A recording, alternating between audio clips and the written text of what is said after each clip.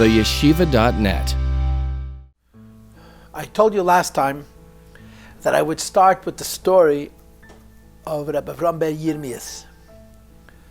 Ber Yirmiyas was a chassid the Friedrich Rebbe knew. When the previous Rebbe knew him, he was an Alter chassid. He was a big chassid, a masculine, an oived, a serious Jew. He was taken to Lubavitch as a child.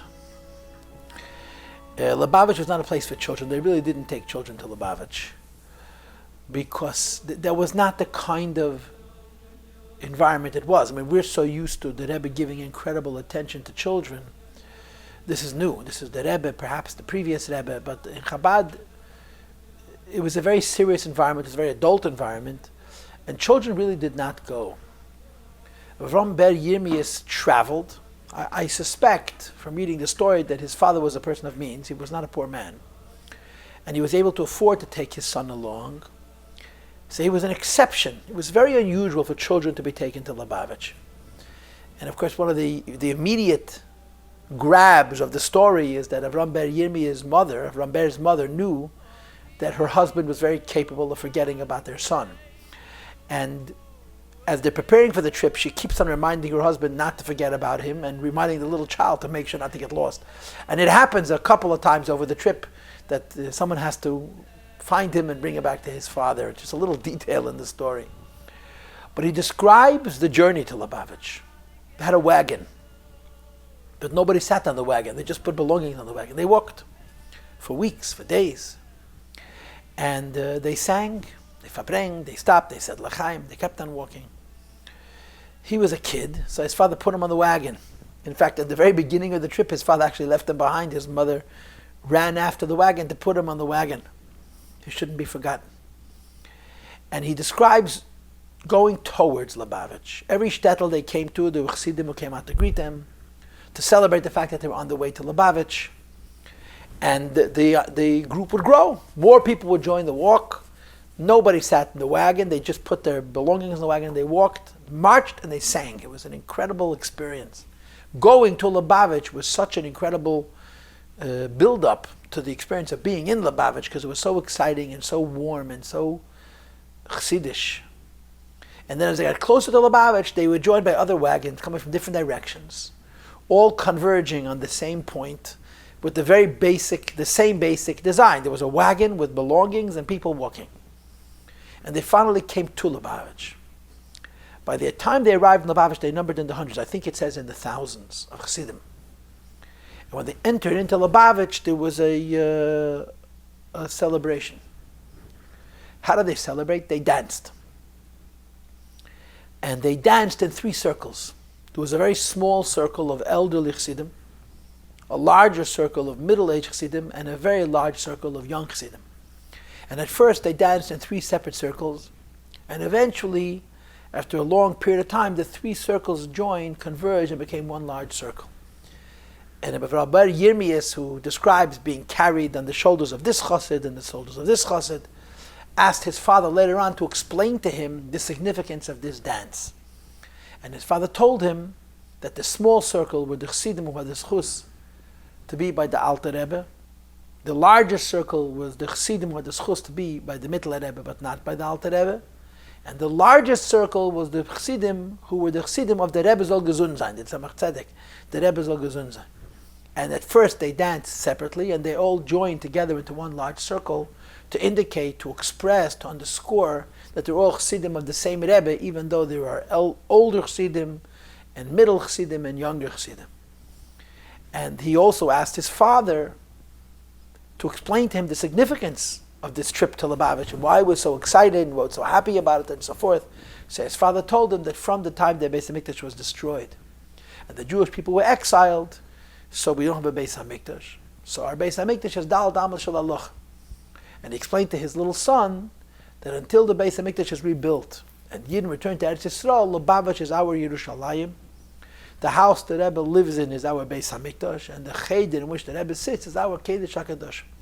And he describes in detail that, I think it was a Shavuos, but I'm not sure, that experience of seeing the Rebbe as a young boy and the impact it had on him from experiencing the energy of the Chassidim. And it's very hard for us to imagine this and to recreate it, but it was a very exciting time. The Tzemach Tzedek's Nesias, I've said this a number of times already, was an incredibly rich Chassidus. It wasn't easy. It was a very difficult time, but there were so many Chassidim. Tzemach Tzedek was a melech. It was after Tzemach Tzedek was installed that things began to fall apart, as I'll get to later, at least a little bit. Now, there are a number of things that I want to mention briefly, different parshas, sugyas, if you will. One of them is I want to make mention of Rabbi Isaac Homler. Rabbi Isaac Homler, you may remember, was the chassid who was present when the Tzemach Tzedek was less than three. And the Alter Rebbe said the Maimer al Shleishet Dvarim Ha'elu Meimed. And he saw the Tzemach Tzedek pushing through the crowd, and he couldn't imagine that the Tzemach Tzedek knows what's going on. And the Alter Rebbe said, du wirst noch wissen, as he's listening. He's listening. You will one day know that he's listening. And 35 years later, the Tzemach Tzedek said the same Maimer. And Rabbi Eisel was there. And he couldn't believe it. And then the Tzemach Tzedek pauses and says, Fe, a junger Mann soll mecheshe sein auf Kunsten. Now, Rabbi Isaac Homler was much older than the Tzemach Tzedek. He was already a chassid at the time the Tzemach Tzedek was born. So there may have been 20 years between them. But nevertheless, he was a serious chassid of the Tzemach Tzedek. I also told you the story that there was actually a consideration of making him a Rebbe. And he agreed until he remembered that the Alter Rebbe had once told him not to do it. So he became a chassid of the Tzemach Tzedek. And he was not the only one. There were many chassidim of the Tzemach Tzedek who were much older than the Tzemach Tzedek, who had been by the Mitteler Rebbe, been the Alter Rebbe, and nevertheless came to the Tzemach Tzedek and were nichna, they became his chassidim. And part of the pe'er, part of the richness of Chassidus and of Lubavitch was this vision, this tziyur of Alter Chassidim, who in many cases much older than the Rebbe, and their bittel and their derech and their hismasros to a young Rebbe to do whatever he says and to follow his lead and to make adaptations based on the changes that each Rebbe made in the Chassidus and so forth. And Rabbi Isaac Homler was certainly a model. Rabbi Isaac Homler was a prototype of that. There's a story which is brought that Rabbi Eisel traveled from Hummel to Lubavitch, and he was not young. When the Tzemach Tzedek became a Rebbe, the Tzemach Tzedek was 38, so figure Rabbi Eisel was 20 years old, he was close to 60 years old. And he would live for almost 30 years. He passed away in Tafresh Yud Zayin. He passed away less than 10 years before the Rebbe, the Tzemach Tzedek, which meant that he probably was in his 90s. He was an old man when he died. And he used to come to Lubavitch from time to time. And he traveled by wagon, by coach. He was no youngster. And after traveling for days, it was a long trip from Hummel to Lubavitch. They arrived in Lubavitch in the evening. And he went to his achsanya, to the place where he was staying, and he stood up to learn all night. Yidden, Amol, Bechlal, Erlich Yidden used to learn Torah about Midah, standing up. And the Tzemach Tzedek sent Chassidim to look at him and said to him, Geht zed, was es tut, dem Zayden za Soldat. Go watch, observe what is being done by a soldier of the Zayd, of the Alter Rebbe. He was an elderly man who was incredibly tired. He had taken a very long trip, a very difficult trip, and when he arrived in Lubavitch, he had to learn Torah. He had traveled all of these days, whether he learned on the wagon or he didn't learn on the wagon, but he stood the whole night and learned Torah. Tzemach Tzedek wanted Jungelite to see how a chassid of the Alter Rebbe, in the words of the Tzemach Tzedek, dem Zayden za Soldat, behaves. There's a quotable quote from Rabbi Eisel about the Tzemach Tzedek, which is interesting and controversial. The Rabbi Isaac Homler said once that the Rebbe, the Alter Rebbe, had allemal gehat Ruach HaKodesh, always had Ruach HaKodesh. The Mitteler Rebbe had Ruach HaKodesh whenever he wanted. The Tzemach Tzedek had Ruach HaKodesh zeitenweise, on occasion. So the Tzemach Tzedek Chassidim were, of course, disturbed by this statement. What do you mean that our Rebbe is less than the Rebbe before, and so on? So they accosted him. They asked him, what do you know about Ruach HaKodesh? Do you have Ruach HaKodesh yourself to be able to make this claim? So Rabbi Isaac said the following, Ruach HaKodesh hab ich nicht, aber am Maven bin ich. I don't have Ruach HaKodesh, but I'm a Maven. I understand Ruach HaKodesh. And then he explained, Amol is besser nicht haben Ruach HaKodesh. Sometimes you're better off not having Ruach HaKodesh. And there's, of course, a great story with Rabbi Hillel Paracher that supports that issue of Nitah B'Nuach HaKedesh. What's the story? The Rebbe told the story, if I bring it a number of times, that Tzemach Tzedek said a maimer, and the Chassidim were chazening, they were repeating the maimer, and an argument broke out as to the intent, the meaning of the maimer. The Hillel Parasha was on one side, and everybody else was on the other side. So they argued, and Hillel would not concede. So they decided they can go to ask the Baal HaMaimer, the Tzemach Tzedek himself. So they came to the Tzemach Tzedek, and they asked him to say, they didn't tell him who said what, they simply told him there's a chalukei deis, there's a difference amongst the Chassidim. And the Tzemach Tzedek said like his children, not like Rabbi Hillel. So they said to Rabbi Hillel, Parach should at least now concede that you're wrong. So Rabbi Hillel says, no, I refuse to concede. And he explained that when the Rebbe says Chassid is a Shchinim with the Beres Meteich Gerene, when he said the Maimer, it was the Eibishter talking.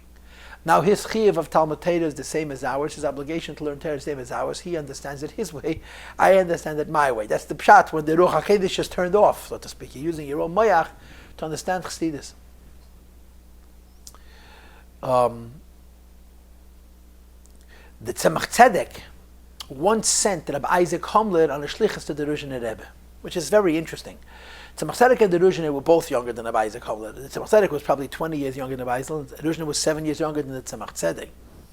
And the idea that he sent Rabbi Isaac Homler to the Rebbetzin Rebbe tells you, first of all, how the Tzemach Tzedek regarded the Rebbetzin, and second of all, how much of a chassid of Isaac Homler was that he was able to be the shliach on such a shlichus.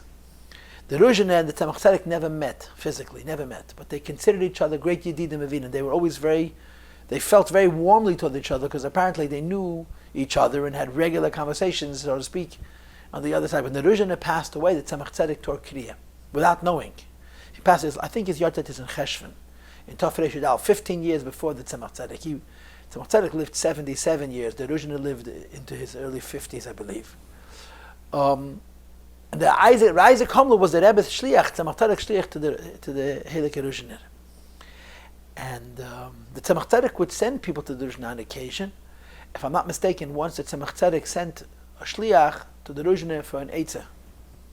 So the Rebbetzin said, we will say a couple of kapitlach tilim for in Zerzede David, from David HaMelech. Vet werden lichtig in the Augen, will become illuminated in our eyes. Vet men sehen, was me darf sagen, we'll see what we have to say. This was the Rebbetzin. And Rabbi Isaac Homler spent this Shabbos by the Rebbetzin, and he understood that this young tzaddik was a tzaddik elyon, was in a whole nother realm, and he paid very careful attention to every single thing he observed, and he came back to Lubavitch and repeated it. And in Chabad, there's a series of stories about the Rebbetzin, all from that one Shabbos that Rabbi Isaac Homler spent by the Rebbetzin. The Rebbetzin once, during that weekend, addressed him as the Litvischer Gaon. That's how I refer to him, the Litvischer Gaon. So I wanted to mention Rabbi Isaac Homler because he was very choshev, he was very mechubed, he was very distinct. But the Tzemach Tzedek, as was Rabbi Hillel Parashat, who was much younger than him. Rabbi Hillel Parashat was younger than the Tzemach Tzedek by 5 years. Rabbi Isaac was much older. And just to finish, this is brought in the Duchman's Maises, in the Zalman Duchman's Maises, that the last time the Rabbi Isaac was in Lubavitch, the Tzemach Tzedek was meyakir him. Tzemach Tzedek was the Rebbe. Rabbi Isaac was a chassid, but he was an incredibly great chassid. He was a Gaon Adir, he was a Ovid and a Maskil and a very Gohib and Erid. I mean, Rabbi Isaac Homler, the Alter Rebbe said about Rabbi Isaac Homler, he was in a Shomad Atzilas. So it was an incredible kid of Alavavis. The Tzemach Tzedek was very appreciative of Rabbi Isaac's involvement in Lubavitch. The last time Rabbi Isaac was in Lubavitch, the Tzemach Tzedek walked him out with Malave him, accompanied him. And right before he left, they stood opposite each other, and each one laid his head on the other's shoulder. In other words, Rabbi Isaac laid his head on, let's say, the left shoulder of Tzemach Tzedek, and the Tzemach Tzedek laid his head on the left shoulder of Isaac, or the fakert.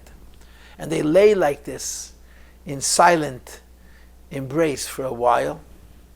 And when they finished, I think Rabbi Isaac said, Eib Mashiach vet nish kumen, if Mashiach doesn't come, who knows if we'll ever see each other again? And that's exactly what happened. Rabbi Isaac went home and he passed away. He never came to Lubavitch again. Now, I don't know how long Rabbi Isaac Homler lived. I really don't know. But he lived a long time.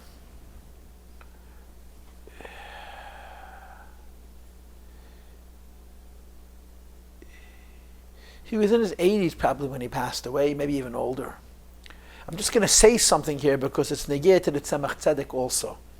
And that is that it says in the Sichos that if you got a bracha for arichas yomim from the Alter Rebbe, it was between 90 and 100 years.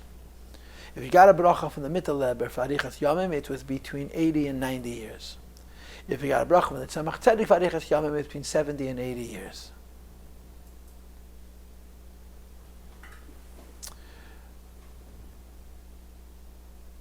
The Alter Rebbe had a handful of chassidim who we know, who lived very, very long lives, into their 90s. Rabbi Isaac of Vitebsk, of course the famous Rebbe Kosia Lepler, who was by the Alter Rebbe, by the Mitteler Rebbe, Tzemach Tzedek. They have a Yem that he made a condition with the Alter Rebbe, and there were other chassidim the Alter Rebbe. I never saw explicitly that the Alter Rebbe gave Rabbi Isaac Hamla bracha for arichas yomim, but he may have lived till 90. He certainly passed away very old, at an age that most people didn't live nearly that long. The Tzemach Tzedek had a bracha from the Alter Rebbe for arichas yomim, which meant that he should have lived till 90. As it was, he passed away at the age of 77. I'm going to get to that a little bit later, soon. I just want to mention this because it's Takin Hayem Yom. The Tzemach Tzedek was a masmad alaki. Tzemach Tzedek's diligence in Torah was indescribable. His love for Torah, his passion for Torah was extraordinary. Of course, there's the famous quote, how a chassid came to the Tzemach Tzedek and said, Rebbe, v'zalich tonich will nicht lernen.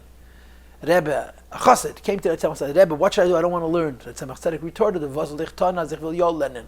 What should I do? I do desire to learn. Meaning to say, you have the opportunity to learn Torah and break your nature, and it should be a real avodah. For me, it's tainig alaki, it's the greatest godly delight. So it's not avodah. He saw the fact that he loved Torah so much, as a chassan, he was not able to work on growing in limud Torah. And there's a story taka that Tzemach Tzedek said that the Alter Rebbe once offered the Tzemach Tzedek a bracha for Torah, to give him a bracha for Torah. And the Tzemach Tzedek turned it down. He said, I want to toil myself. Many years later, the Tzemach Tzedek would regret it, and the Tzemach Tzedek would say, since Torah is arucham eretz mida rachavim yom, it's infinite. No matter what bracha the Alter Rebbe would have given me, there would always be room for me to climb higher and higher. Still, I should have taken the bracha and then grown past that bracha. So one of the quotes that you have in Hayem Yom is that they found a petek, a piece of paper. The Tzemach Tzedek wrote that I undertook to learn every night 6 hours ba'amida, 6 hours standing up, and that he was matzliach to learn through basically kol ha-Torah kula, the Bavli with the Yerushalmi with the Tilda Shulchan Aruch. He learned the whole Torah over as a special hachlata, as already as a Rebbe ba'amida, standing up.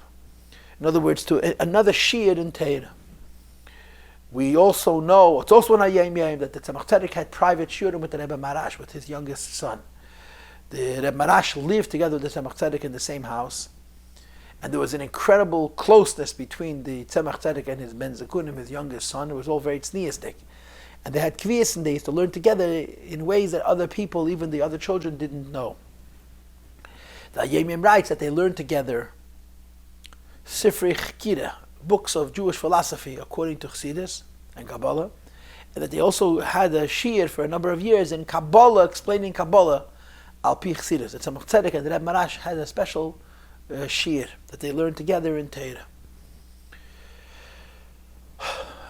Another thing I want to touch on was something that I already touched on, and that is the Tzemach Tzedek's children. I recently saw, and I forgot to, but I recently saw this, and it's really, really, it makes you shudder. The Tzemach Tzedek said, Tzemach Tzedek hat gesagt, ich hab euch gepeilt Yud-Beis Shvatim. Ich hab aber vergessen beten wegen arichas yomim. That's a quote. Tzemach Tzedek said, I successfully affected that I should have 12 tribes, Yud-Beis Shvatim, but I forgot to ask for long life. I don't know what the Tzemach Tzedek meant when he said Yud-Beis Shvatim. Tzemach Tzedek had only 7 sons, and one of them passed away before him. I suspect that he didn't only mean the 7 sons, he meant some of his grandsons, all of those people that the Friedrich Rebbe and the Akriya Vagdusha calls Admor, but I don't know. But that's the quote. The Tzemach Tzedek said, I succeeded in getting from the Eibush to 12 Shvatim, but I forgot to ask for Arichas Yamim. And the reality is that Tzemach Tzedek's children all passed away very young. Tzemach Tzedek lived till 77. I don't know if any of his children lived till 60. The Marash didn't live till 50. Some of them may have lived till close to 60, but they all didn't live very long lives. And that's the significance of this quote. But the other thing I want to mention is Tzemach Tzedek was really determined that they should all live in Lubavitch. He didn't have issue with each one of them having their own little shop, as it were, but he wanted them to stay in Lubavitch. He certainly wanted them to stay in Lubavitch during his lifetime, and if I understand it correctly, he wrote this in his tzavah, that they should stay in Lubavitch. What would end up happening is that none of them would stay in Lubavitch. All of them would leave, with the exception of the Marash and the oldest, the Ravash. But the Tzemach Tzedek really, really wanted Lubavitch to be centralized in one place, and he did everything in his power to keep his children around him. As I explained to you in an earlier class, when each one of his children got married, he would build them a house, and right next door to the house, a shul. And during his lifetime, his children had, like, so to speak, their own following, their own, you couldn't call it a sub-Rebbe, but when people came to Lubavitch, besides for the involvement with the Rebbe, the Tzemach Tzedek himself, they were involved with the Tzemach Tzedek's children. The Rebbe Marash also was made such an arrangement, but when his Rebbetzin passed away, 3 months after the Chasaneh, he was very broken. The Tzemach Tzedek built an extension to his own home where the Rebbe Marash lived, and when the Rebbe Marash remarried, he remained attached to the Tzemach Tzedek's home, and that's why his children, who were the youngest of the Tzemach Tzedek's grandchildren, because he was the youngest of the children, knew the Tzemach Tzedek perhaps better than older grandchildren did. Now, in as much as this is concerned, during the Tzemach Tzedek's lifetime, 5 of his sons lived in Lubavitch. The Ravash, the Maril, the Marin, the Marshaz, and the Marash. 2 moved away. One's name was Rabbi Yankiv. He was a Rav, I've forgotten what city. We don't know very much about him. He's not called Admur, even though he's apparently on a different madrege than some of the other brothers. We know little about him. The only thing we know is that he passed away before the Tzemach Tzedek, during Tzemach Tzedek's lifetime. And then, of course, there's the Rayatz. The Rayatz is the previous Rebbe's maternal grandfather. The Frierdiker Rebbe was named after him. He was the 6th of the Tzemach Tzedek's children. He was the closest child to the Rebbe Marash, if I'm not mistaken. And I believe he was 14 years older than him. He was born in Tafkuf Pei. And the Tzemach Tzedek was born in Tafkuf Tzadik Dalet, Tafkuf Tzadik Gimel. And he did not stay in Lubavitch. It's hard to know exactly why he didn't stay in Lubavitch. There's all kinds of explanations. The bottom line is he married a cousin. He married a first cousin. His Rebbetzin, his wife, was a daughter of Rabbi Yankiv Yisrael Cherkasser. Rabbi Yankiv Yisrael Cherkasser was a grandson of Menachem Chernobyl, who made his shidduch, and Mitteler Chernobyl was his father. Rabbi Yankiv Yisrael Cherkasser was married to one of the daughters of the Mitteler Rebbe. The Tzemach Tzedek was married to another one of the daughters of the Mitteler Rebbe, that made Rabbi Yosef Yitzchak and his Rebbetzin first cousins. And when they got married, he moved to Avruch. He moved to Cherkas, where his father-in-law lived. When he was given Bam Shver an Edom of Kest, as was the tradition, he got married as a teenager, of course, and he went to live in his in-laws' home, that means in his wife's family's home. And he sat and learned day and night. When the Kest finished, he opened up a Rabbonis in the city of Avruch, and he became a Rav, and he became a Paltiel Rebbe. I don't know if I saw it in print, but I certainly heard that he tried to bring Chabad to the Ukraine, to Chernobyl, and he realized it was a useless effort. So he became Poshet a Paltiel Rebbe. He became a Rebbe, an Admur, a Guterid, and a Derech of Chasidei Palm, with Shirayim and Short Teres and Brachas and so on. Tzemach Tzedek was not happy about it. Tzemach Tzedek wanted very, very much that he should live in Lubavitch. They published letters where Tzemach Tzedek is almost begging him to come live in Lubavitch. And the Rebbe Yitzchak doesn't want. And he writes to his father, he needs parnasa to support himself. And Tzemach Tzedek says, I'll give you parnasa. Just come live in Lubavitch. And the Rayatz didn't want. The Rebbe Yatz didn't want. He stayed in Avruch. And like I said, he became a Rebbe in the Derech of Chasidei Piln. But apparently it didn't happen so quick, it didn't happen so easy. Because you have a look at the Sichos, a story. That when he first arrived in Avruch, when he first got married, I'm assuming that Tzemach Tzedek was by his wedding, but I don't know. He moved to Avruch, to sit in the home of his in-laws and learn, as was the tradition.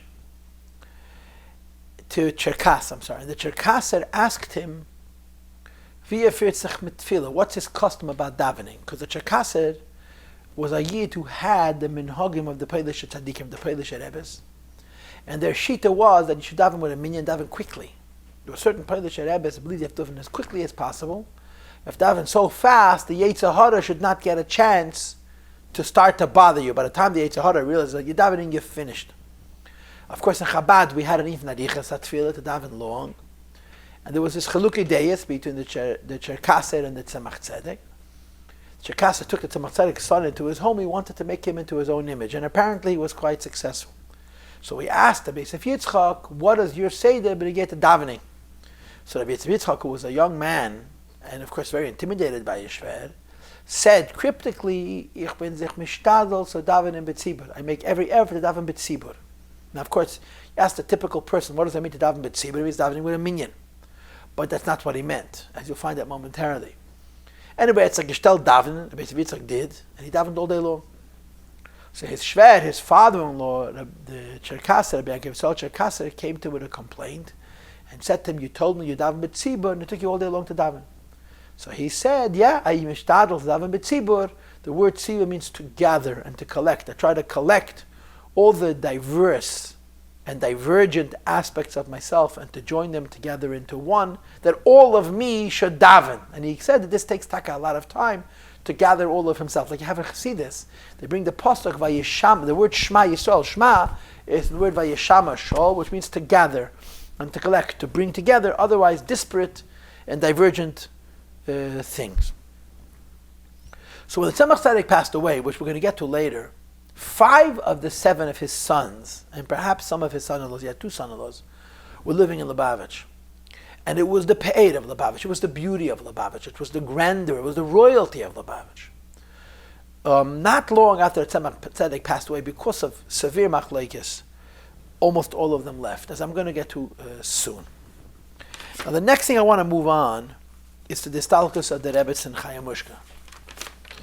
The Rebbetzin Chayamushka was the only Rebbetzin, besides for our Rebbetzin, of course, who passed away during the lifetime of the Rebbe, her husband. Most of our Rebbetzins had very long lives. In other words, even the Rabbeim who lived short, like the Rebbe Marash lived 47 years, the Rebbetzin Rivka lived into her 80s probably, or till around 80. The Rebbe Rashab lived 59 years.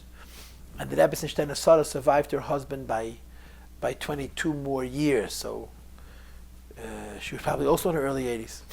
And the same is true of the Rebbetzin Nechamadina. And the Mitteler Rebbe's Rebbetzin Rabbi, that's called Shena, she was in Lubavitch. So the Rebbetzins had a considerable amount of Arichas Yomim. The Tzemach Tzedek's Rebbetzin and the Rebbe's Rebbetzin were nostalgic before their husbands, the Rebbe, and it had a very, very powerful effect on the condition of their husbands, the Rebbe. And of course, I told you the story earlier in this series about the Alter Rebbe's prediction. Tzemach Tzedek had a chalukei deis with his Rebbetzin, even contemplated divorcing her, and how it resulted in her passing away 54 years later to the week after this event. And the Alter Rebbe observed, said a pasuk which connoted, which indicated this fact. The bottom line was that Rebbetzin Chayamushka passed away by Chayim Chayasei B'Almadena, the Rebbe, the Tzemach Tzedek. And the Tzemach Tzedek was absolutely devastated. He was shattered by the stalkus of the Rebbetzin. It says in one of the Maaseh Bechlach from Chassidim that by her levaya, he walked over to the open grave and he said, Musya, geh in Himmel und sag, as wieviel Teires von dein Beuchareis is wenig gewesen. Go into the sky, go into the heavens and say that no matter how much Teire came from your stomach, wasn't enough. This was what he said. Musya, geh in Himmel und sag, as wieviel Teires von dein Beuchareis is wenig gewesen. I've already shared with you the fact that they had a very interesting relationship, the two of them. That whenever she wanted something from her husband, if she wanted a Tzemach Tzedek to do something that she wanted, that he didn't want to do, so she would invoke Bas Talmud Chacham. When they would argue, apparently they argued, it was a very interesting relationship. If she wanted something, Tzemach Tzedek didn't want to give, she would say, I'm the daughter of a Talmid Chacham. And the Tzemach Tzedek never argued with that. He used to say, "She is the richtige Bas Talmid Chacham." She was the Mitteler Rebbe's daughter, the true Bas Talmid Chacham. And if she invoked Bas Talmid Chacham, she got her way. Even though the Tzemach Tzedek had tricks up his sleeve too, but when she invoked Bas Talmid Chacham, she would win. In fact, it's brought that the Tzemach Tzedek, I told this to you also, that he would go into her and say to her, "Zog from mir apor kapitlach tilim." Say a little tilim for me. And he would say, "Ich halt von ihr tilim." Her tilim is very important. There's the richtige Bas Talmid Chacham. She's the true daughter of a Talmid Chacham. And then, of course, there's the joke that she once complained to her son, the Maril, "I say tilim so much, how come I don't know the tilim by heart?" So he said to her teasingly, because every time you say the tilim, you make new mistakes. I don't know why this was true, but that's what he said to her. There probably was validity to what he said. But the Tzemach Tzedek was very upset. He felt that this kind of disrespect was totally out of place, and he insisted that the Maril should go and apologize. Because the Tzemach Tzedek was very defensive, very jealous of the kavod of the Rebbetzin, and he made the Maril go and apologize. It's brought in the Sefer Negunim that it was Sukkos, and the Tzemach Tzedek was sitting in the sukkah saying Tilim. And the Chassidim heard the Tzemach Tzedek saying Tilim, so they climbed up the outside of the sukkah, they laid their heads over the schach to listen. And they heard one pasuk, Hadeini Hashem Kitzi. There's a Chassidish Tnua, Chabad Tnua, Hadeini Hashem Kitzi, because of what the Chassidim heard. The Tzemach Tzedek was saying Tilim. She walked out of the house, and she saw a bunch of Chassidim hanging over the sukkah from the outside, listening to him say Tilim. So she shouted at them, "Was? Came when the Gezen Vayidzok Tilim? Never saw a Jew say Tilim?" And she told him to go, told him to leave. And that was the one pasuk that the Chassidim heard. And like I said, there's a niggin in Sefer Negunim, which is the Tnua from the Tzemach Tzedek they heard that day. And Derech Agav, the Tzemach Tzedek is quoted as having once said, "Ich ken alts." Tzemach Tzedek said, "I'm capable of doing everything. Ich ken afil zogen tilim as yevanish poshet." I can even say tilim like a poshet a yid, and it's known that the Tzemach Tzedek could say tilim for hours, bepchias neirois, crying bitter tears, over a course of many hours, say one kapitel. Tzemach Tzedek had the capacity for so much regesh halev, for so much heart, for so much emotion. In any case, her histalkus was a devastating blow. The Tzemach Tzedek didn't want people to see him anymore, or the people should come to him. He said, "My world is black, my world is dark." And he said to his children, he said to his sons, "Irat frier gehata fleishik mamen. Itzdir hoter a mami in Gan Eden." You used to have a physical mother, now you have a mother in Gan Eden. Ich dafür aber haben da. I need her here, I can't be without her. And it took a lot of effort of the Chassidim to bring the Tzemach Tzedek out of that condition, but they never really were fully successful. There's a letter from the Rebbe, which he wrote to Harav Zevim when he lost his first wife, and the Rebbe writes to him that somebody came to the Tzemach Tzedek after the Istalkus of the Rebbetzin Chayimushka, and he was very, very broken. And he quoted him a Maimeh Chazal, Re'ei Chayim ima isha asher ahavta. The pasuk says, you should find life with the woman that you love, and the Chazal say, this goes on the Torah.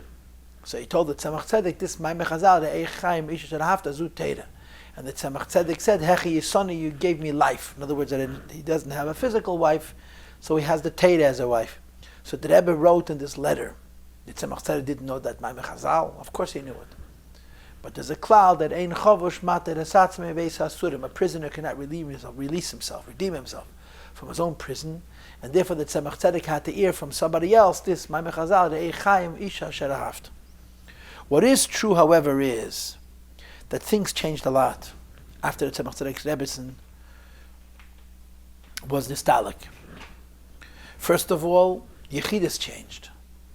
He no longer had private Yechidus. I described this in the last class. It was basically a line, almost like dollars, where people would file by and hand a zettel, and Tzemach Tzedek would read it. As a consequence, people overheard other people's personal business, which means you had to think very long and hard about what you would bring up to the Tzemach Tzedek during that period. Second of all, it's brought that Tzemach Tzedek used to say Chassidus mitech haksav. He would push it, write notes, and read the Maimon from a page. He would prepare. And it happened once that he said a Maimon from the notes, and he walked away, and then he realized there was another page that he hadn't read. So he went back, he sat back down, then he finished the Maimon. There's also a story that happened before the Tzemach Tzedek's Istalkus. The Tzemach Tzedek used to hide the chassidus that he was going to say under his pillow. So one of the grandchildren who wanted to get a sneak preview, so he went into the bedroom when the Rebbetzin Chaim Mushkazak caught him. So he made up a whole Baba Maisa how someone started up with his wife in the market, a whole Maisa. I don't remember the pratim of that Maisa. But at the end of his life, after the Istalkus of the Rebbetzin Chaim Mushka, he used to actually say, Amayim Mitecha Ksav. But the biggest change was that he got sick. I don't know how soon after, but quite shortly after the Histalkus of the Rebbetzin, the Tzemach Tzedek became physically ill. I don't know the nature of his illness, but he certainly was suffering from frailty and from mobility problems. He wasn't that maneuverable, he wasn't that mobile. And he became, in Das Tachten, quite dependent. So the Seder was that every Shabbos, one of the children, one of the Tzemach Tzedek's sons living in Lubavitch, would alternate eating with him the Sudas Shabbos and serving him and so on.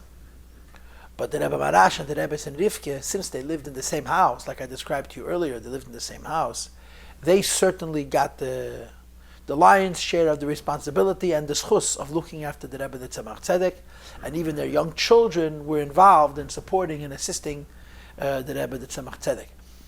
To illustrate the degree to which he was limited and immobile, I'm going to share with you a few things. Number one, it's brought from Chassidim that Tzemach Tzedek was in his room reading Pidyanis. And after he read the Pidyanis, he struck a match and he burnt them. And his beard caught fire. And he started screaming. He was not able to help himself. Someone had to push it, run in from the other room and extinguish the fire in his beard, which illustrates the kvayachol, the chitzoniistic limitations in his physical condition. But there's some extraordinary stories about that time at the same time. The first one is as follows. Tzemach Tzedek was paralyzed, couldn't walk. So he arranged that his mishamish should sleep right outside the door of his room, and the door should be opened. B'chlal, by the Rabbeim, there was a gabbai, that means a person who was responsible for the Rebbe, and then there were people who did menial tasks, shamoshim. And it was a tradition by the Rabbeim that the shamoshim were never ever too bright, so they shouldn't understand what they were seeing. And this particular shamish was especially unbright. He was laying on his cot, and he dozes off. The Tzemach Tzedek calls him. He wakes up, and he goes and brings the Tzemach Tzedek a sefer. The Tzemach Tzedek says, go into this room and go on this shelf, climb up to this shelf, you'll find the book, bring it to me. So he would bring him. He put the sefer down. He would go sit down and go back to bed, sleep. He would barely fall asleep, and Tzemach Tzedek was calling him for Nacha sefer. All night long. And he didn't sleep, and he couldn't take it. So he decided one time he's sleeping. Tzemach Tzedek is going to call him, he's ignoring him. And that's what he did. Tzemach Tzedek called him, and Poshet pleaded with him, Hab Rachmanis, get me the sefer. And he's sleeping. When the Tzemach Tzedek realized that he wasn't going to come, the Tzemach Tzedek stopped, and it became quiet for a few seconds, and then he heard the Tzemach Tzedek singing the Nigun of the Daled Bavas. He began to sing the Nigun of the Alter Rebbe, the famous Nigun of the Alter Rebbe. He finished singing Nigun of the Alter Rebbe. He got up from his seat. He was paralyzed. He got up from his seat, walked over to the ladder, pushed it over to the bookcase he needed, climbed up on the ladder to the shelf he needed to remove the sefer, and sat back down. The Meshadas observed this. He watched this. And he was so overwhelmed by it, he said to himself, I will never ever sleep. He needs a book, I'm going to get it for him. Und danach war Meises mit Reb Hillel Parachid, who would actually pass away before the Tzemach Tzedek. Reb Hillel Parachid lived only 69 years, lived into his 70th. The Tzemach Tzedek lived 77 years. Reb Hillel was 5 years younger than the Tzemach Tzedek and passed away about a year and a half before him. But Reb Hillel didn't suffer. Reb Hillel was healthy. He passed away after fasting Tisha B'Av.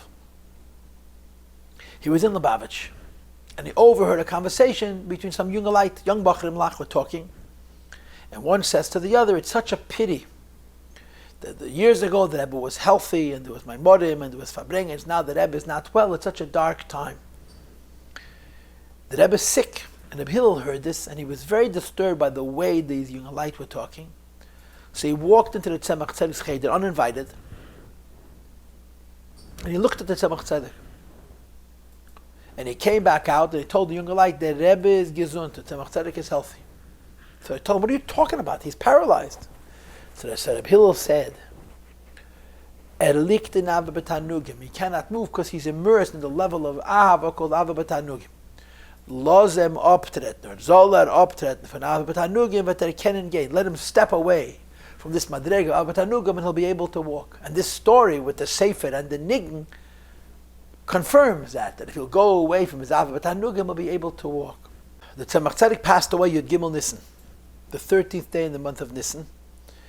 And this year is the 150th anniversary, so they gave out a whole booklet for the occasion, including the Sichos that the Rebbe said 50 years ago this year, on the 100th anniversary of the Tzemach Tzedek's Istalkus. And it says over there that the Rebbe repeated that Tzemach Tzedek passed away in the middle of the night, 12:37 a.m. So the Rebbe made a fabring in Motzei Shabbos Kodesh, early Yud Gimel Nisan, Tavshin Chavov, 50 years ago this year, that started officially at 11 o'clock. And at 12:37 exactly, he started a Maimer HaChedesh Lachem, which is based on one of the last Maimorim that Rebbe the Tzemach Tzedek said before the Histalkus. The Levaya was obviously the next day. So the Shiva was curtailed. The Shiva was very short. They only sat for a day and a half. And I think that he had told the Rebbe Marash, Echad be'echad yigosh, that Echad and Echad meet. The Rebbe Marash and Tzemach Tzedek have the exact same yahrzeit. They both passed away on the 13th day of the first month. The Rebbe the Tzemach Tzedek was nostalgic. Echad. Echad is Aleph Ches Dal, is 13. Echad ben Nisan, the 13th day in the month of Nisan. And the Rebbe Marash passed away Echad beTishrei, Yud Gimel Tishrei. And the Rebbe once in a Fabringen explained that the difference between the Tzemach Tzedek and the Rebbe Marash is a difference between Tzaddik and Baal Tshuva. That's why, even though they have the same yahrzeit, by the Tzemach Tzedek, it was the first of the summer month, which is connected to Tzaddik, and the Rebbe Marash was nostalgic, the first of the winter month, which is connected to the Inyan of Baal Tshuva. Tzemach Tzedek had a brother-in-law. His name was Menachem Nochem. He was Mitteler Rebbe's older son, and he had also Arichas Yomim, a very long life. And the previous Rebbe brings L'Kutei Deburim that Bechlal and the Beis Harav was very stark. The Alter Rebbe's children were pushed physically very, very, very strong. And Menachem was very strong. And when Menachem saw how sick the Tzemach Tzedek became, he made an observation. He doesn't know how it's possible that a man who could fast weeks at a time, day after day after day, and only eat a little bit at night, should eventually be able to be so ill. He couldn't fathom how it's possible that someone should be so sick. And as I mentioned to you earlier, the Tzemach Tzedek, had a bracha from the Alter Rebbe for Arichas Yomim.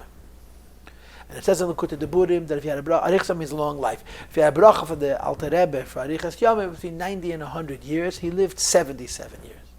Why did he lose 13 years? So one of the reasons is because Yechidus cost Yoren. Yechidus, sitting with people and helping people out, takes a toll on a person that costs them life and years. And the other was a pidyon nefesh that was sent and not delivered. There was a story with a pidyon nefesh that was sent and not delivered. Kiyodua, that's how it always says, kiyodua. But in no place is the story told in great detail what was the story with this pidyon nefesh. Now there's two stories that are a bit conflicting. One story is that the Tzemach Tzedek sent a pidyon to the Baal Shem Tov's Tzion in Mezhebush through the Chassid der Rashbat, Shmuel B'Tzalel Sheptel. And this is in the Sefer called Yisrael Neach HaGodol. That he told the story himself, Rashbat himself told the story to Rabbi Yisrael Neach, that he was sent on a shlichus to go to Mezhebush to bring a pidyon from the Tzemach Tzedek about his health. Rashbat was a Meiches Sfarim, he sold Sfarim. So he figured on the way to Mezhebush he'll sell Sfarim. What happened was that the Tzemach Tzedek was nostalgic before he got to Mezhebush. He got to Mezhebush Sukkos, Pesach, Chalamei Pesach. And he was Mishtatech al Kivish al Baal Shem Tov. When he came back and he told the children of the Tzemach Tzedek what happened, they were very, very upset with him. My father sends you on a shlichus and he's telling books. And he felt the kpeda for the Tzemach Tzedek's children. It bothered him very deeply. So the story with Rabbi Solneach was that he came into the Zal and he said he has a shayla and a marsho, the Shpatz. And he asked if anybody could help with the Marsha. He asked Rebbe Solnech, and Rebbe Solnech helped him with the Marsha. He was so happy. He said, you did me a favor, I'll tell you a favor. And he told him this Maaseh, that he was devastated. Imagine, Tzemach Tzedek sends him on a shlichus to the Baal Shem Tov with a Pidyon Nefesh, and he delivers it after the Histalkos because he was selling Sfarim. He said, I was so broken and didn't know what to do. He says, I went back to Mezhebush, and I stayed there. The Rashbat said, I was mishtateach al kivreish al Baal Shem Tov until I saw the Baal Shem Tov b'hokitz. That's what the Rashbat said. I stayed by the Baal Shem Tov's tzien until I was able to see him physically. It tells you how great that Rashbat was. That's one story which we know. And the other story is that he sent a pidyon to his mother's tzien, and that the pidyon was never delivered. Now his mother was buried in Lozhne, which is 10 kilometers away, which is next door to Lubavitch. Lubavitch and Lozhne are neighbors. And the Tzemach Tzedek was upset, and that because this pidyon was not delivered, it cost him 13 years of his life. And again, it always says the Lashon ki yadua, as it's well known, but b'chlal, it's well known. That when the Rebbe says it's well known, no one knows what it is. A pan was sent from Lubavitch to Lozhne, to the Alter Rebbe, to Tzemach Tzedek's mother, the Rebbetzin Leah, and for some reason the pidyon was not delivered. I don't know the Pratei Advarim. But Midei Dabri, I want to just tell you a story about the Tzemach Tzedek and his mother. There is a niggin, first of all, which we sing on occasion, that's called Niggin Ishtatchas. It's a niggin from the Tzemach Tzedek, and it says in the Sefer HaNegurim, this was the niggin that he would sing al kever imei. He would go from Lubavitch to Lozhne, to his mother's tzien, to his mother's grave, and when he would visit the tzien of his mother, he would sing that niggin that we call Niggin Ishtatchos, that Tzemach Tzedek used to sing it by the tzien of his mother. And of course, one of the famous stories about the Tzemach Tzedek going to his mother was in Tafresh Gimel in 1843, when he was forced by the government to participate in an asifa about chinuch, which he really did not want to do. And he spent 2 or 3 months in Peterburg. But before that, he was by his mother in Liadi. And he was mishtateach al kivra. He came to her tzien, and she said to him that since I, the Rebbe's Tzemach Tzedek's mother, had Mesiras Nefesh v'Chassidus, she gave away her life so Alter Rebbe should live. I had the schus to be in the Heichal of Baal Shem Tov. I was by the Baal Shem Tov himself to be Me'er Racham Rabbim for your issue, for your cause. And I told the Baal Shem Tov what the situation was, and the Baal Shem Tov told me, Dein Zun is Boki Bal Peh in Chumash Tilim Tanya Be'ez Yesav. Your son, the Tzemach Tzedek, knows by heart verbatim Chumash Tilim Tanya. It says in the Pasuk, Vahi Chitas Alakim Al Pnei Kol Ha'amim, that when Yaakov Avinu was traveling home after his 2 sons, Shimon and Levi, murdered the entire city of Shechem, killed everybody in Shechem, and all the goyim around wanted to retaliate. So the pasuk says it was chitas alakim, the Eibush that put a fear into the non-Jews not to touch them. And chitas is Rosh Tevis chumish tilim tanya, and that's the source of the minig that the Rebbe Rayatz, the Frierdiker Rebbe, would make close to a century later, called chitas chumish tilim tanya. That the Baal Shem Tov was the one who used that expression first in conjunction with the 3 Sfarim, Chumash, Tilim, Tanya. This is what the Heilige Baal Shem Tov said to the Tzemach Tzedek's mother. And that this chus of his Bekiyas and Chumash, Tilim, Tanya, Baal Peh will help him deal with this challenge. Be that as the Rebbe Tzemach Tzedek passed away, Yud Gimel Nissen, at the age of 77, and his children, of course, had Shiva for a little bit more than a day. And now the future came into question. What was going to happen? Like I mentioned, first of all, I want to mention that 6 months before the Histalkos of Tzemach Tzedek, by the Tzemach Tzedek's own instructions, the Rebbe Marash began to say Chassidus. 6 months before the Tzemach Tzedek passed away, he instructed his youngest son to say Chassidus, and we have published Chassidus from the Rebbe Marash, which he wrote and said before his father was Nistalik. In addition, there's a tzavah, there's a number of versions of it. There's a tzavah for the Tzemach Tzedek, where he wrote to the Rebbe Marash, his youngest of his children, encouraging him to say Chassidus and to be a Rebbe and so on. But the other children also were good to Yidden, they were also Gedolim, and within the sphere, within the parameters of Lubavitch became terrible, terrible dissent. Each one was going to their child, each to the son of the Tzemach Tzedek they favored. And there was a lot of jealousy, there was a lot of intolerance. Everybody was not tolerating the others. It became a terrible, terrible, terrible machlokes. Not amongst the brothers. Amongst the brothers there was love and peace, but amongst the Chassidim, And the end result was that all of them, with the exception of the Rebbe Marash and the oldest son, the Ravash, left Lubavitch. Sooner or later, they all left Lubavitch. But let's not get ahead of ourselves. It came that Pesach, and all of them were there together, the brothers. And Shiva was over, but they were all in Lubavitch. The Maril had his base medrash, the Marin had the Mitteler Rebbe had his base medrash, Rabbi Solnech had his base medrash, Reb Chaim Shnei Zalman had his base medrash, and of course the Rebbe Marash had his base medrash. And then the Ravash, the oldest of the children of Baruch Shalom, may have had his own base medrash, but he stayed in Lubavitch, and he was muchne, he was under the leadership of his youngest brother, who was literally 30 years his junior. I don't know if you could say he was his chassid, but he certainly accepted the Rebbe Marash as the Mamala Mokum and the Rebbe did Tzemach Tzedek. So there's a couple of very interesting stories. One of them is that the Bekushya Lepler, who was an old man, Kushya Lepler was a chassid of the Alter Rebbe from the years of Liadi, heard Chalameid Sukkot that Tzemach Tzedek was nostalgic. He passed away before Pesach. He passed away before Pesach, but there was so little time. He heard about Chalameid. So what do you do when you find that the Rebbe is nostalgic? He took an axe, took a tomahawk, and he broke all the shutters. He was that kind of a person. He was a wild man. And then he walked on foot from Lepler to Lubavitch. He was an old man, he was in his 80s. And he came running into the place where the brothers were sitting together, Chalameid, and he started shouting at them. Was ist you lost gate? Why did you let him go? If I was here, I wouldn't let him leave. And he said, the first thing you have to hear Maimer from the Rebbe. And he went to the Tzion of the Tzemach Tzedek, and he was mishtateach. He stayed there, and he never came out. So by night, the Chassidim went to see, and they found him fachalish. They had fainted. They revived him. They carried him out, and he said, a frische Chassidus von Rebbe, Kushya Lepler, Poshet heard a Maimer Chassidus by the Tzion and Tzemach Tzedek, and he came out, and he chazed the Maimer. And then he said, it's the Dafas Akleib Marem, not to choose a new Rebbe.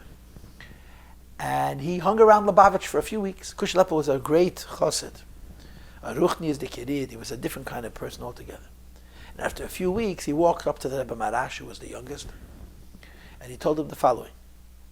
Bis itzter hab ich de geret lenechach, du. Until today, I refer to you directly, in first person, you. Von itzter an bis der Rebbe. From now on, you're a Rebbe. Tu on a hittel and zog Chassidus. Put on your hat and say Chassidus. And the Rebbe Marash dutifully put on his hat and said Chassidus. This was the Kushya Lepler. It's one sipur. A second story is that there was a competition. The Rebbe Marash said a Maimer, let's say Shabbos. So the Maril said a Maimer on the Maimer of the Rebbe Marash with a taste for his beer, Shabbos by day. So Matzah Shabbos, again the Rebbe Marash said a Maimer. So Sunday morning, the Maril said a beer on the Rebbe Marash's beer, on the Maril's Maimer, and the Marash's original Maimer. Went back and forth till Tuesday, I think. Monday night, the Rebbe Marash said a Maimer, and Tuesday, the Maril didn't develop it further. So he said to the Maril was much older. Maril was a makabel of the Mitteler Rebbe's. The Rebbe Marash was born after the Stalkus of the Mitteler Rebbe. Knew what happened. So the Maril said, Dem Mola geredem Taten. And gegen Taten stelle sich nicht. He said, this time the father spoke, the Tzemach Tzedek, and I'm not going to speak against the Tzemach Tzedek. So there was this friendly competition, and if the brothers would have had it their way, they would have all remained in Lubavitch. But the Chassidim was so torn apart that the brothers had no choice. The politics amongst the brothers and the Chassidim, and the jealousy, of course, went that if you were a chassid of one brother, you would automatically had issues with the other brother, with the Rebbe's children. And they left. They had no choice. They had to leave. Slowly but surely they left. The Marin, Rebbe Solnech, said that the Tatar Yeshim, the Rebbe Tzemach Tzedek wrote in his will, they should all stay in Lubavitch. And he wrote they should stay in Lubavitch even if they don't get covered. So the Marin wrote that said that Tatar gesagt, wir bleiben in Lubavitch, a film, a kick nicht kein covered, aber hat nicht geschrieben, as a film mit haben bushes. You should stay in Lubavitch even if you don't get any respect, but he didn't say you have to stay in Lubavitch even if people embarrass you. And he left. And the Marin went to Nezhin. The Marshaz of Chaim Shnei Zalman went to Liadi after his namesake. The Alter Rebbe's, he was born the year after the Alter Rebbe was nostalgic. And the Maril, Mitteler Rebbe, left in Elul to Kapust. And I heard from somebody once The Rebbe Marash stood by the window and watched the Maril leave. How old was the Maril when he left Lubavitch? The Maril when he left Lubavitch was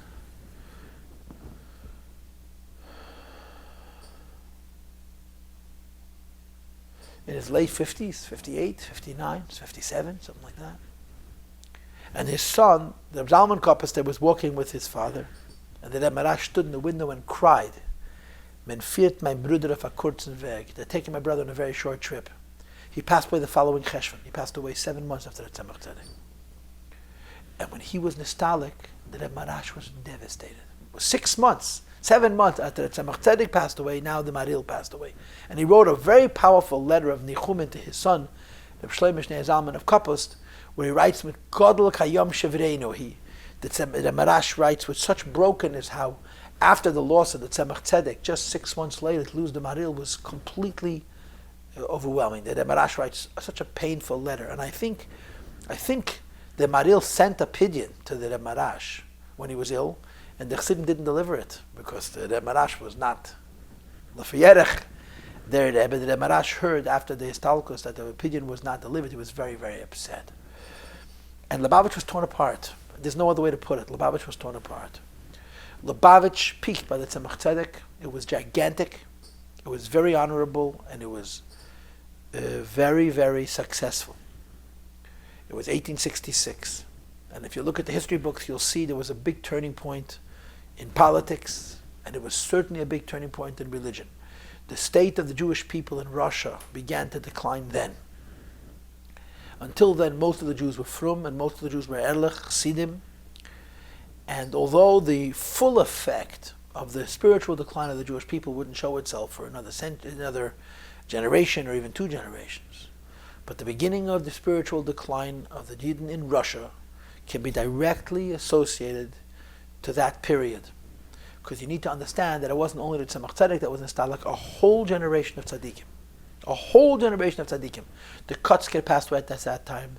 The first Gerer Rebbe passed away at that time. If you look it up in the Polish history books, it was like a whole generation went away. And it was really, really not a good result. And on a local level, and immediately the splintering of Lubavitch into 4 groups was terrible. If Lubavitch had stayed together, I don't know how it would have looked, but it certainly would have been better than it was as it turned out, because when Lubavitch became 4 movements, we were divided, obviously, and of course the smaller each part is, the more difficult it is to sustain. The largest group went to Kapust, not to Lubavitch. The smallest group remained in Lubavitch. The Marash had very few chassidim. The Marash chassidim were unbelievably loyal, unbelievably makusher, but there weren't that many of them. People say, I don't know if it's true, that the first Rosh Hashanah after the Stalkos of Tzemach Tzedek, the Marash had problems with a minyan. I don't know if that's true or not. But it's a fact that the smallest Chabad group was Lubavitch, and Kapust and Liadi were very large, and Nezhin also was quite large. The difference was, Kapust was actually 4 Rebbes. There was the Maril, who lasted 6 months, and then 3 sons in a row succeeded their father. First, Rebbe Zalman Koppester, who was a Rebbe for 33 years, was a very, very successful Rebbe. He wrote a sefer called Mogenovus, and he competed with Lubavitch. And when the Rebbe Marash passed away, he tried to undermine the Rebbe Rashab. He passed away in 1900 Tafresh Samach. He was succeeded by his brother, Reb Shalom Ber Rebbetzin, who passed away some 15 years later, I believe, and they were succeeded by Reb Shmuel Noach of Babresk. Also, a third brother, he was from the Maril from Zivik Shein. He passed away in Pei Beis in 1922, which is over 50 years later.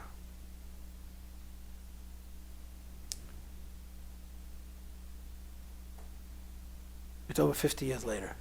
And there was no succession after that. Once the 3 brothers had passed, there was no succession after that. And of course, it was right after the First World War and the Bolshevik Revolution and so on. Reb Chaim Shnei Zalman also was 2 generations. Liadi was the Marshaz. He passed away in Tafresh Mem, I believe, in 1880. And he was succeeded by Rabbi Yitzchak Dever, the Marid of Liadi, who was a famous Rebbe, who made Sfarim. You have the Siddur Marid and other Sfarim. He passed away also around the time of World War I, in the 1910s, I suspect. And the Marin was only one. Rabbi Neach was the Tzemach Tzedek's son. When he was nostalgic, there was no succession. In fact, his son, Harav HaKadosh, Bevram Schneerson, was the Frierdiker Rebbe's father-in-law, Frierdiker Rebbe's Shver. Frierdiker Rebbe married a cousin. And of course, the Rebbe Marash remained in Lubavitch. So there's a story. There's a couple of stories which are compelling. One of the stories is as follows. The Rebbe Marash was a businessman. During the Nesias, during the lifetime of his father, he acted like a modern businessman, and he concealed completely his holiness. But he had a lot of money. In fact, it's brought in the Rebbe's Reshimis that the Tzemach Tzedek used to buy lottery tickets, and the Rebbe Marash used to buy lottery tickets, and they found a Pidyon Nefesh where the Tzemach Tzedek wrote that he hopes that his son Reb Shmuel should win the lottery. It's very interesting. So people used to come borrow money from him. Amongst the people who borrowed money from the Rebbe Marash was a relative. I don't know if it was a niece or a sister-in-law, but it was a very close relative.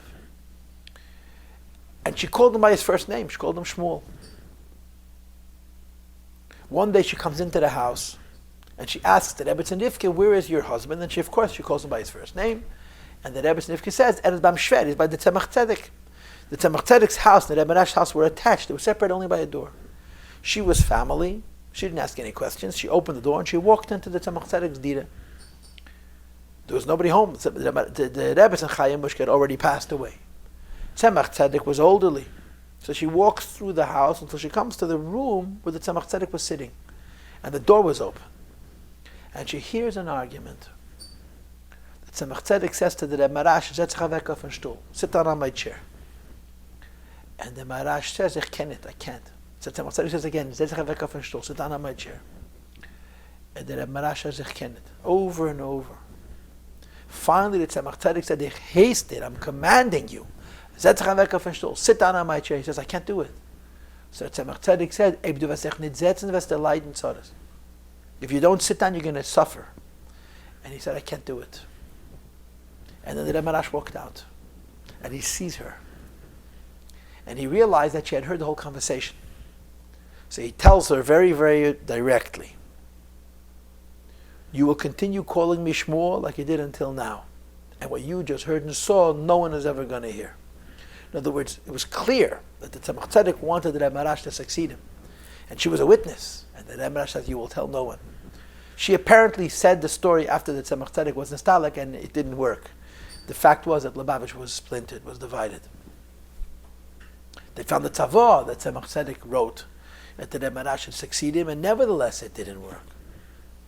Another story which is an amazing story, and the reason it's an amazing story is because it's not just a story, it's really history. It's really history.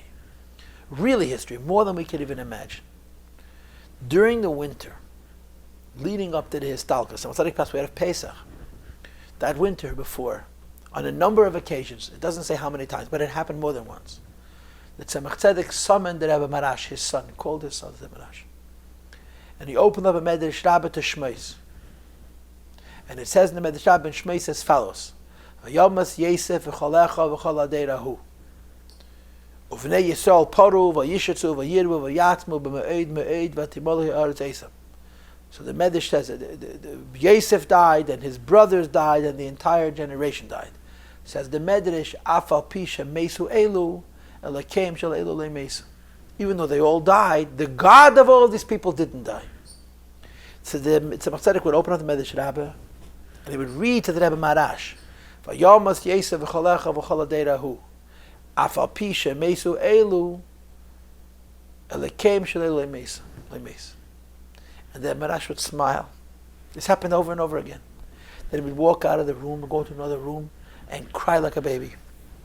Because the Marash understood very well what the future would be. And like I said earlier, the splintering of Lubavitch was a very, very costly thing. And it would last for about a half a century, for 50 years.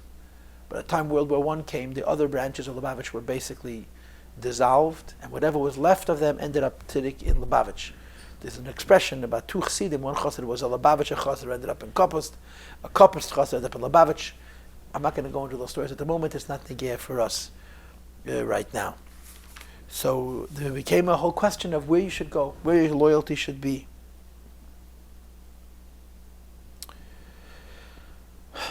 So there's a story, just one story, that Reb Greinim had erzählt. Reb Greinim was a mashpia and Tzemach Tzedek had erzählt. And if I'm not mistaken, the story happened with him. They just published now Greinim's Biyura Montanya, which is way overdue. Apparently it's printed now for the second time. And they have a brief biography of Greinim, and they're trying to figure out when he was born. But if this story is true, none of the dates they bring in that sefer could possibly be true because he was older than they suspect, they suggest. And this is the story. Greinim had two mashpiyim. Greinim had two very powerful influences in his life. One was Rabbi Avramke Zhembener, whose last name was Landau, who was a patriarch of the famous Landau Mishpacha. He was a descendant and a patriarch. And the other was the Rajdam, Shmuel Ber Barisever, who was a maskil nifla. And he was a very big influence on the life of Greinim. Greinim, he spent the end of his life in Zhembin, where Greinim lived. When the Tzemach Tzedek passed away, there was war. Amongst the Chassidim was terrible. And he was afraid, because there were Kpedes, there were counter Kpedes. So he came to his mashpia, came to Shmuel Ber Barisever and said to him, what should I do? Kol HaMahuvim, these are all tzaddikim, these are gigantic souls. What do I do? How do I choose a Rebbe? So Shmuel Ber told him the following: I'm not going to tell you what to do, but I'm going to tell you what I'm doing. I'm going to tell you a story, tell you what I'm doing, and then you'll decide for yourself what you want. He says, I'm going to the youngest, I'm going to the Marash. And he told him the following story. That Tzemach Tzedek once said a Maimer. And in the Maimer he contradicted an Eitz Chaim. He contradicted something written in the Kabbalah of the Arizal, which is a no-no in Chabad. After the Maimer there was of course Chazara, there was a review of the Maimer. And everybody present observed the fact that the Tzemach Tzedek contradicted the Eitz Chaim. So they talked about it for a little bit and then everybody went off. Says the Rajdam, I couldn't just walk away. It bothered me. I was very disturbed by this contradiction. And I spent a lot of time studying it, trying to resolve it, and I couldn't. So I went to one of the Tzemach Tzedek's children. I knocked on his door. And as soon as he saw me, he said, you're probably here because of the Kasha Deitz Chaim. And I said, yeah. And he told me an answer, which was okay, but didn't completely satisfy me. So I went to another brother. He knocked on his door, and he said, yeah, what can I do for you? I have a kasha on the Maimer. You mistama mean the Eitz Chaim? I said, yeah. So he also gave me an answer, which was also satisfactory, but not, it wasn't Meishach HaSalev. It didn't make me happy. So I went to a third brother, and I said to him, I have a kasha on the Maimer. What kasha? The Eitz Chaim. Yeah, of course, the Eitz Chaim. He also gave me an answer, which also wasn't satisfactory. By the time I was finished, he said it was 2 a.m. I never even thought to go into the youngest, the Marash, because he was a businessman. Yeah, he was modern. But I saw that his light was on. So I walked through the Chotzeh. He was going to his Achsan. He walked through the Chotzeh, Tzemach Tzedek's courtyard. He sees a light on by the youngest, by the Rebbe Marash. So I decided I'll go into him. But before I went to knock on the door, I looked through the shutters, the crack in the shutters, to see what he was doing. He was sitting by the table. The Eitz Chaim was open in front of him. He was holding his head in his hands, and he was concentrating deeply on the kasha. So then I knocked on the door. And the Rebbe Marash said, who's there? I said, Shmuel Ber. He said, wait a minute. Anyway, the door opened, and the table was full of newspapers, all opened up to the business section. French, German, British, so on. And the Eitz Chaim was gone. So I said to him, to the youngest, I have a kash on the Maimer. He says, he came to me for kash on the Maimer, go to my brothers. I am not the... So Shmuel Ber said to him, to Reb Marash, I told him, if you don't help me with Eitz Chaim, the whole Lubavitch is going to know tomorrow what I saw through the cracks in your shutters. So the newspapers disappeared. The Eitz Chaim came back to the table and talked till the morning. And Shmuel Ber said to Greinim, I never in my life, heard such kind of a clarity. He says, I'm not going to tell you what to do, and you'll decide for yourself. And of course, Greinim decided to stay by the Rebbe Marash, stay in Lubavitch. It's brought down that when the Tzemach Tzedek passed away, was nostalgic, the mood was surreal. It was not an ordinary circumstance. They stood around his bed in the last hours of his physical life, and it was obvious what was transpiring, what was going to happen. And about half an hour after midnight, some kind of a foam came out of his mouth, and then the Tzemach Tzedek was nostalgic. And nobody cried. There was no crying. The Reb Marash stated right after the stalka, so the Tzemach Tzedek, that everybody should know that Tzemach Tzedek has not passed away, and any request you wish you can ask. And he actually said that he himself also made a request. And of course there were many candles around, as the minig is. And they started saying Tillim. And they said Tillim, and after each Sefer, another one of the Tzemach Tzedek's sons said Kaddish. And that's why they went to the Levaya. The mood was very uplifted. It was almost like the Tzemach Tzedek was holding them up. The atmosphere was almost like they were going to a wedding. But after the Levaya, everybody broke down. The crying started afterwards. In other words, during the Levaya, they were sort of elevated. They were sort of in a different plane. It was after the Levaya that people appreciated what had transpired. And the crying was so intense, was so desperate, that the Tzemach Tzedek's children told the Chassidim that they have to stop it. It was too much. It was too intense. And that's the story, basically. Tzemach Tzedek was nostalgic out of Pesach in the year Tafresh Chavov. And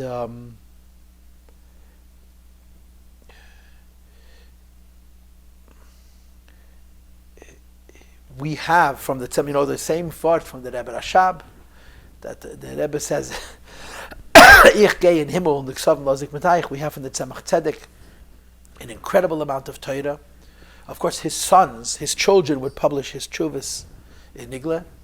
And now, so much of Tzemach Tzedek's Chassidus has been published. They're printing now another volume of the Tzemach Tzedek's Chassidus. And the Rebbe once referred to the Tzemach Tzedek as the Rambam of Chassidus. And then the Rebbe said, but it's known that the Rebbe Rashab was the Rambam of Chassidus. So the Rebbe explained that the Rebbe Rashab was the Rambam of Chassidus, and Tzemach Tzedek was the Rambam of Kol HaTeira Kula. Because the Tzemach Tzedek Chassidus, you have everything. You have Nigle, and you have Halacha, and you have Drush, and you have Musar, and you have Chakira, and you have Kabbalah, and you have Chassidus, and you have Diktuk. There is nothing that doesn't have a place in the Tzemach Tzedek Teira. Every positive aspect of Teira is found in incredible quantities in the Teira and the Chassidus of the Tzemach Tzedek. This class is brought to you by the yeshiva.net. Please help us continue the classes. Make even a small contribution at www.theyeshiva.net/donate.